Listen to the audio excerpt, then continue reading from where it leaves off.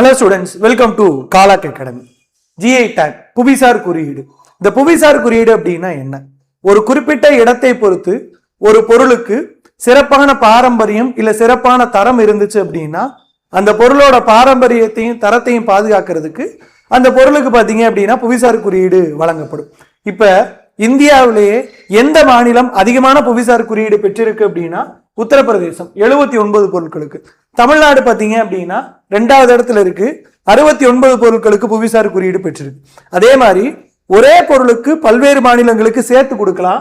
அப்படி பார்க்கும்போது பாத்தீங்க அப்படின்னா கேரளாவும் தமிழ்நாடு ஒரு பொருளுக்கு வாங்கியிருக்கு, கேரளா கர்நாடகா தமிழ்நாடு ஒரு பொருளுக்கு வாங்கியிருக்கிறாங்க. இப்ப இந்தியாவில் பாத்தீங்க அப்படின்னா முதல் புவிசார் குறியீடு பெற்ற பொருள், 2வது புவிசார் குறியீடு பெற்ற பொருள் ரெண்டுமே டார்ஜிலிங் டீ தான்.